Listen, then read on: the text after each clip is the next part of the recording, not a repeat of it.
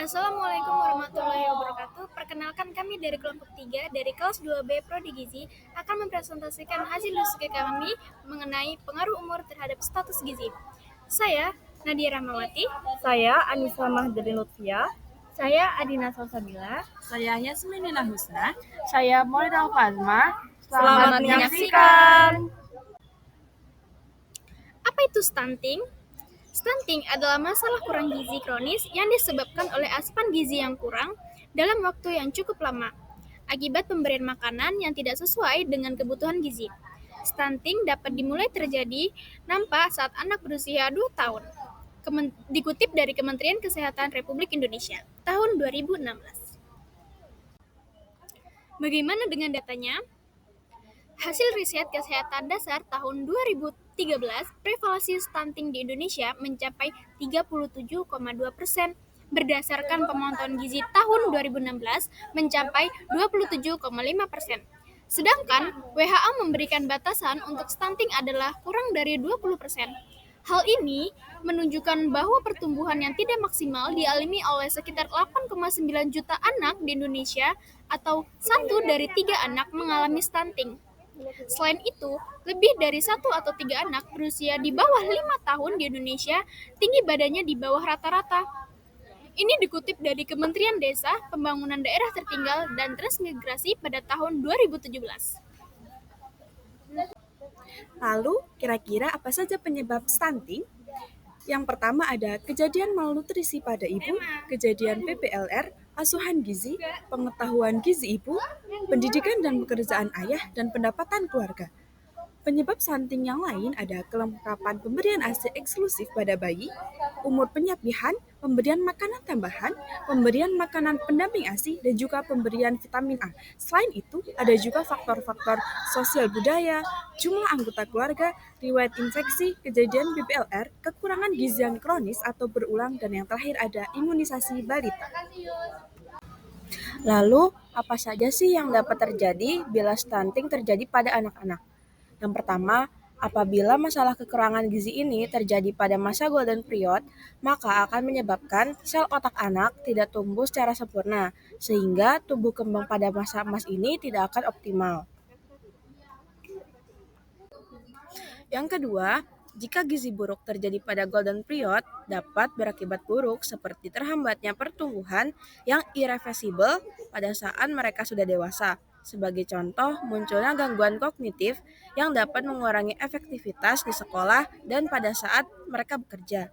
Yang ketiga, selain itu terhambatnya kematangan otot mengakibatkan berkurangnya kemampuan mekanik otot. Hal ini akan berdampak pada rendahnya kemampuan motorik serta terganggunya fungsi otak secara permanen pada anak yang mengalami stunting. Lalu, apa sih dampak jangka pendek dan jangka panjang yang disebabkan oleh stunting? Efek buruk jangka pendek yang disebabkan oleh stunting adalah gangguan perkembangan otak, kecerdasan, gangguan pertumbuhan fisik, dan gangguan metabolisme dalam tubuh. Efek buruk jangka panjang yang disebabkan oleh stunting adalah menurunnya kemampuan kognitif dan presentasi belajar, menurunnya kekebalan tubuh sehingga mudah sakit dan resiko tinggi timbulnya diabetes, obesitas, jantung, dan penyakit pembuluh darah, kanker, stroke, dan kecacatan di usia tua. Nah, apa aja sih pengaruh dari stunting? Stunting memiliki dampak yang luas terhadap pertumbuhan, perkembangan, dan kualitas hidup anak-anak, serta berpotensi mempengaruhi masa depan mereka ketika mereka dewasa. Yang pertama, stunting membuat anak lebih pendek dari seharusnya, menyebabkan masalah kesehatan dan kualitas hidup yang buruk. Yang kedua, mengakibatkan kegagalan pertumbuhan fisik dan kognitif. Yang ketiga, gangguan gizi pada awal kehidupan berdampak jangka panjang terhadap kualitas hidup, kesehatan, kecerdasan, dan produktivitas pada masa dewasa nantinya. Selanjutnya, yang keempat, anak dengan stunting mengalami tumbuh kembang yang tidak optimal akibat kekurangan gizi. Yang kelima, stunting berpotensi membuat generasi terhambat daya saingnya karena mempengaruhi perkembangan otak anak. Yang keenam, stunting dapat disebabkan oleh gizi buruk dan infeksi, baik sebelum maupun sesudah kelahiran. Kondisi ini memperburuk kesehatan anak dan menyebabkan penurunan pertumbuhan yang signifikan. Nah, kasus stunting ini merupakan permasalahan besar yang berdampak signifikan pada tumbuh kembang anak, menghambat daya saing generasi yang mendatang. Stunting mempengaruhi perkembangan otak anak, menyebabkan tumbuh kembang yang tidak optimal karena kekurangan gizi. Dan anak-anak yang mengalami stunting menunjukkan aktivitas motorik yang lebih rendah, perkembangan motorik dan mental yang tertunda, serta kemampuan kognitif yang terhambat.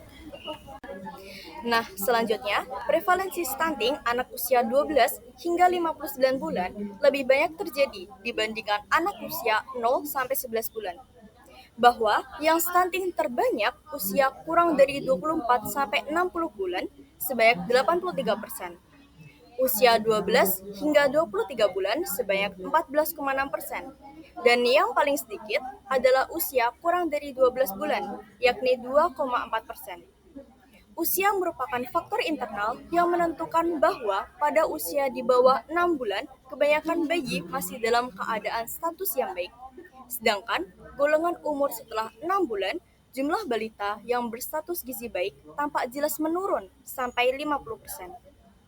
Stunting merupakan indikator status gizi kronis yang dapat memberikan gambaran gangguan sosial ekonomi secara keseluruhan di masa lalu, mulai dari bayi usia 6 bulan berlanjut sampai usia 18 tahun dan tidak dapat diperbaiki lagi.